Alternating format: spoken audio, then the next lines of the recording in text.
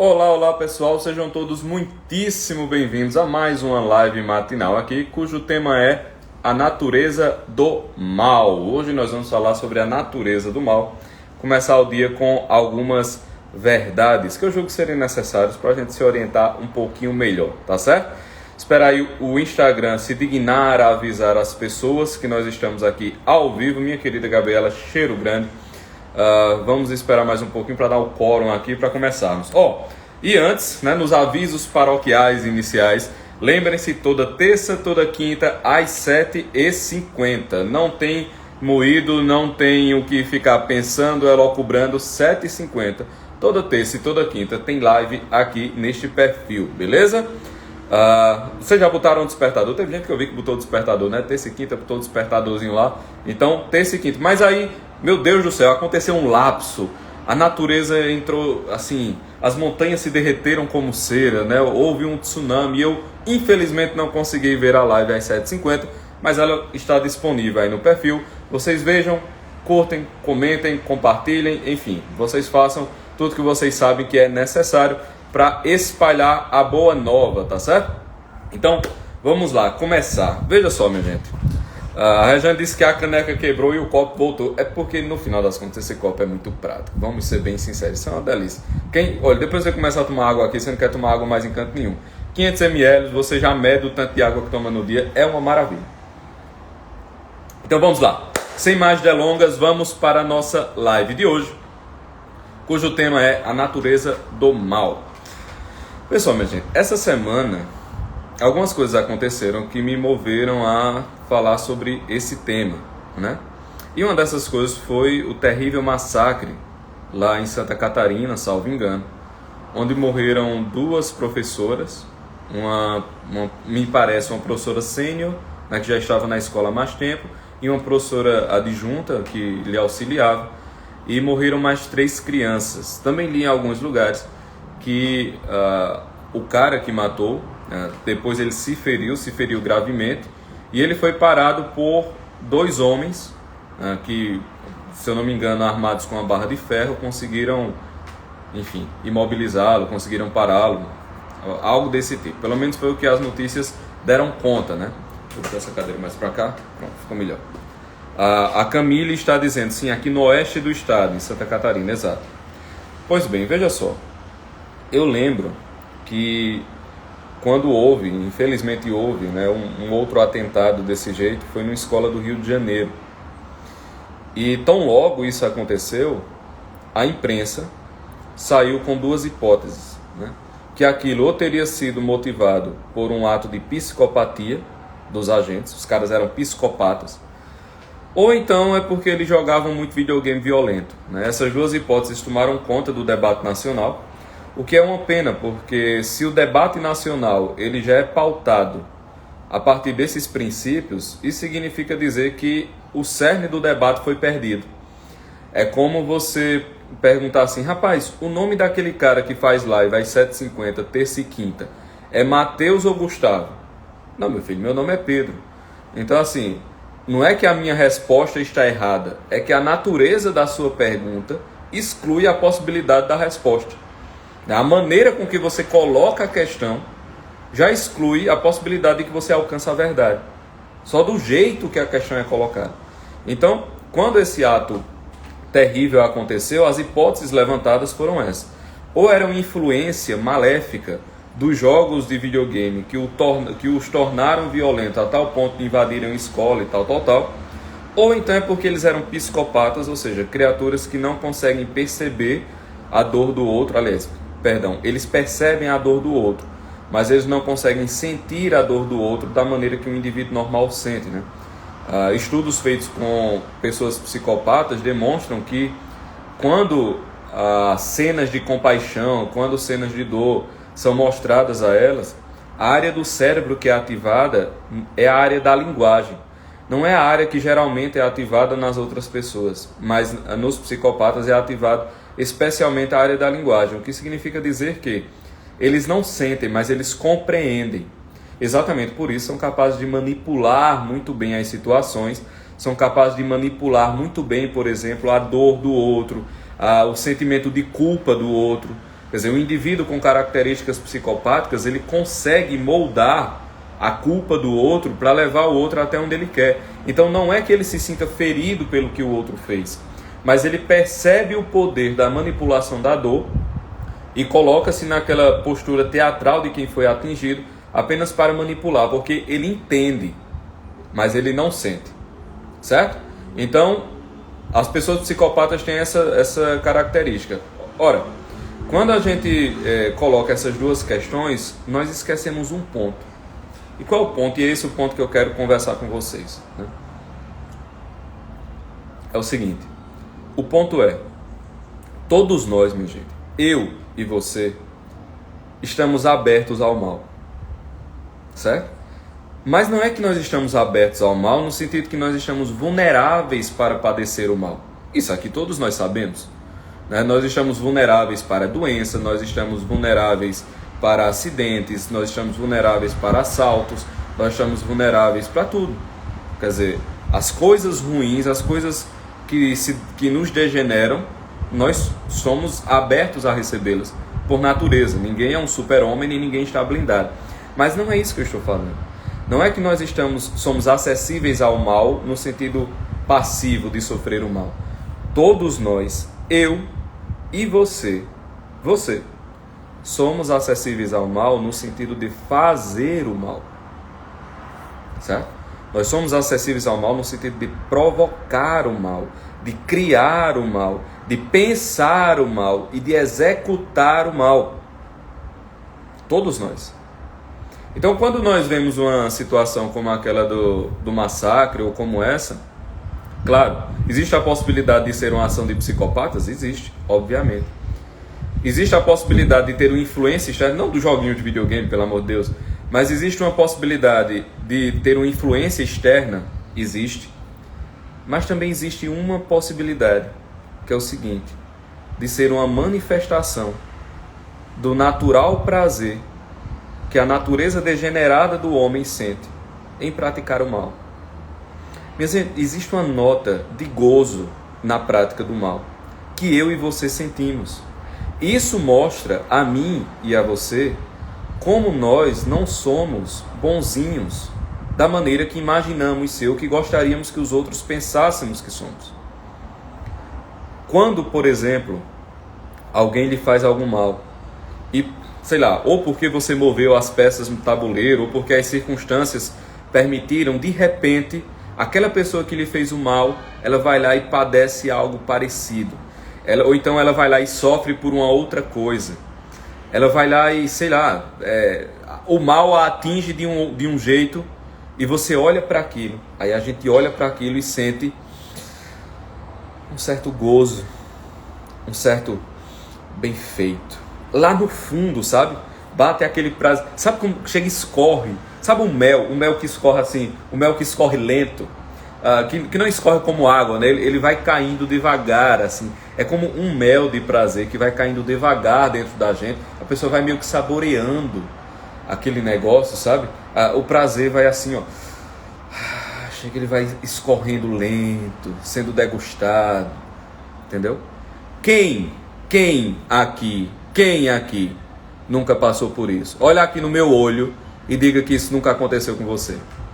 Olha aqui no meu olho e diga que a prática ou a vista de um mal nunca lhe causou prazer. Me diga aí. Não tem esse bonzinho não, meu filho. Não tem esse bonzinho não. Certo? Nós somos acessíveis ao mal porque nós sentimos gozo no mal. Nós sentimos prazer no mal.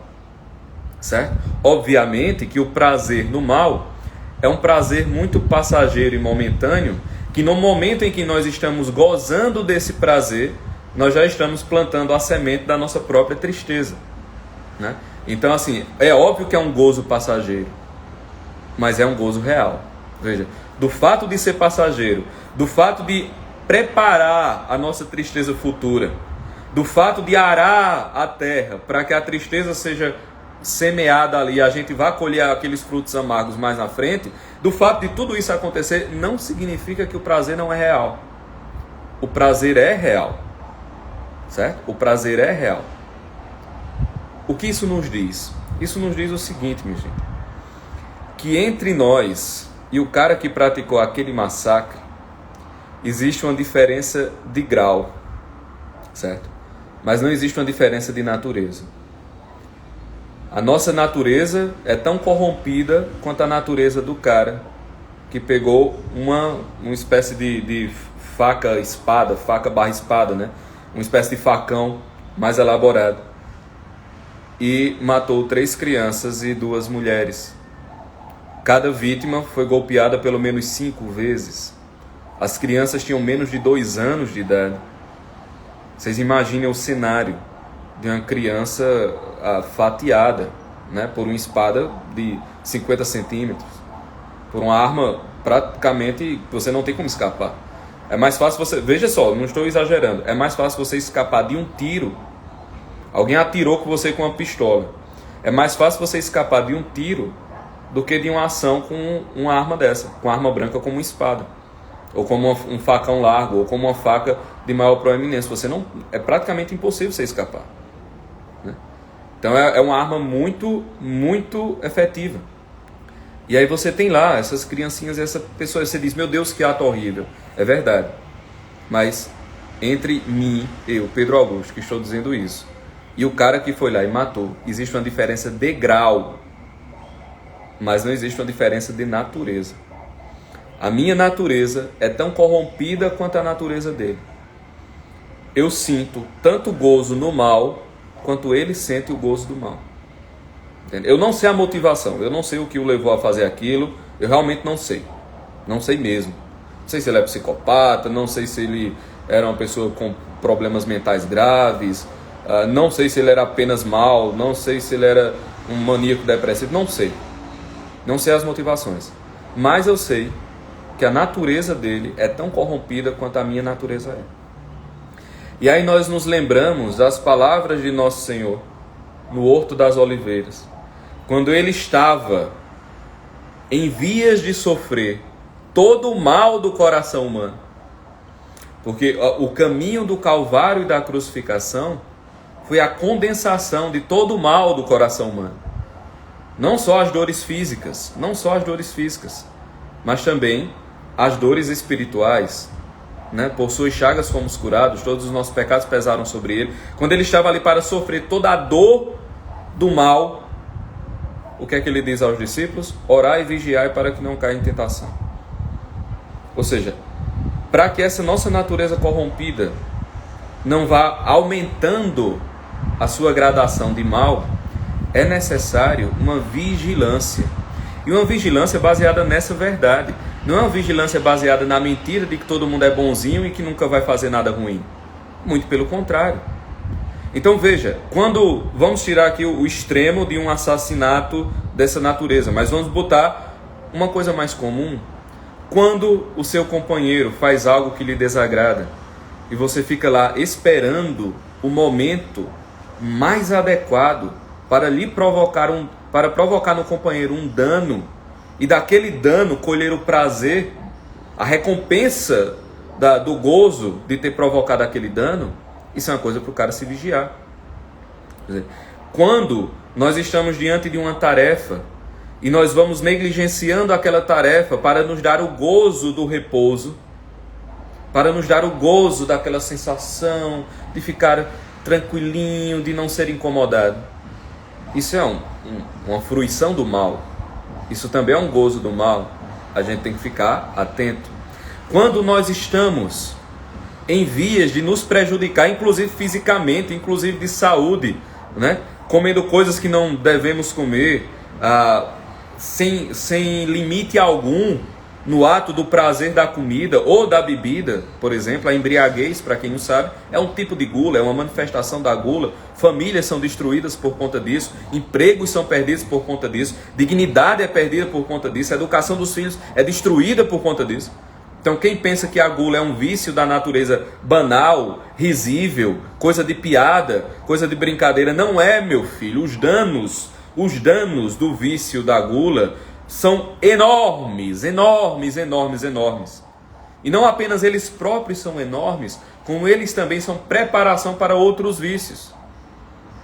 Então, Quando a gente está lá se dando aquele prazer demasiado o tempo todo e começando a viver desse negócio e começando a não se controlar mais nisso, é necessário vigiar, pô. É necessário vigiar porque o que nós estamos fazendo é nos habituando a graus de maldade cada vez maiores. É nos habituando a gozo cada vez maior em maldades cada vez maiores. Entende? E aí, aqueles graus que eu falei, que vão nos separando dos extremos terríveis, como esse que nós acabamos de presenciar, esses graus vão sendo vencidos. E a pessoa vai entrando numa espiral de maldade, de maldade, de maldade, e ela não percebe que a cada dia está se tornando mais maligna.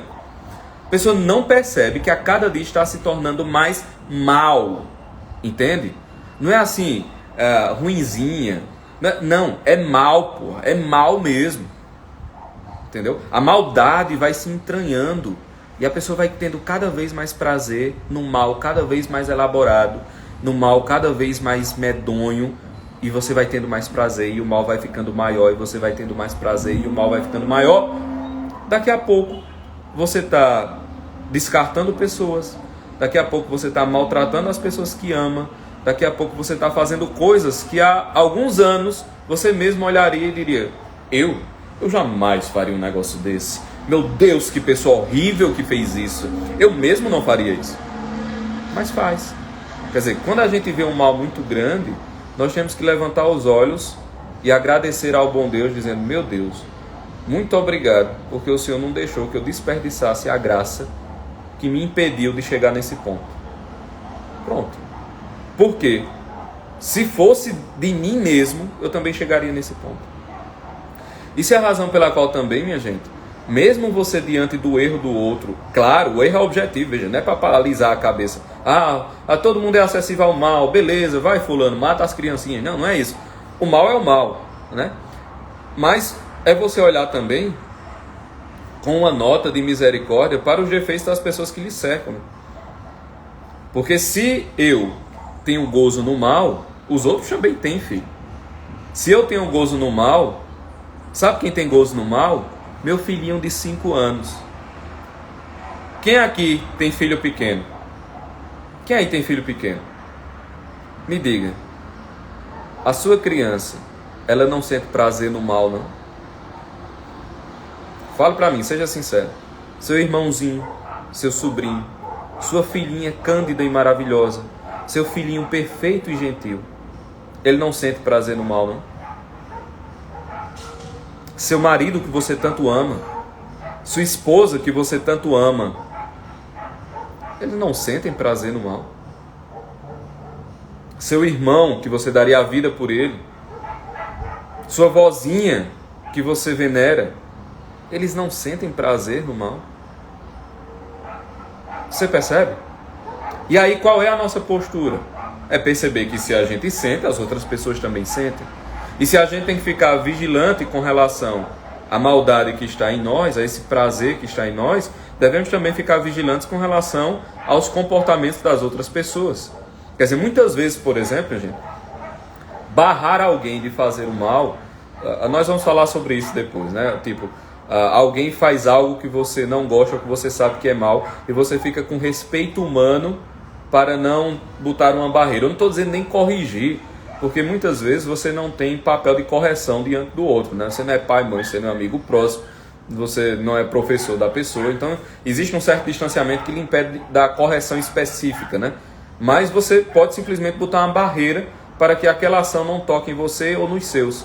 Então isso é um ato de caridade, não só com aqueles com quem você tem dever, não só consigo próprio, mas com a pessoa que está praticando o mal, porque você impede que ela pratique o mal. Entende? Então assim, a gente tem que ter noção de que não caminhamos num vale de rosas maravilhosas, né? Nós estamos acessíveis ao mal, mas não apenas a sofrer o mal, mas a praticar o mal. E aqui, minha gente, um primeiro segredo para não se deixar vencer pelo mal, ou seja, um primeiro segredo para tentar ser bom, é o seguinte: só é bom quem reconhece que é mal. Não há bondade sem o reconhecimento da maldade própria. Quem pensa que é bom, jamais conseguirá ser bom. Quem pensa que não tem mal algum, jamais alcançará a bondade. Achar-se bonzinho é o passo primeiro para a degradação. Quem se acha bom já iniciou o caminho da degradação. Entende? Esse é o ponto. Então, não é possível ser bom se achando bom. É preciso enraizar-se nessa verdade, né?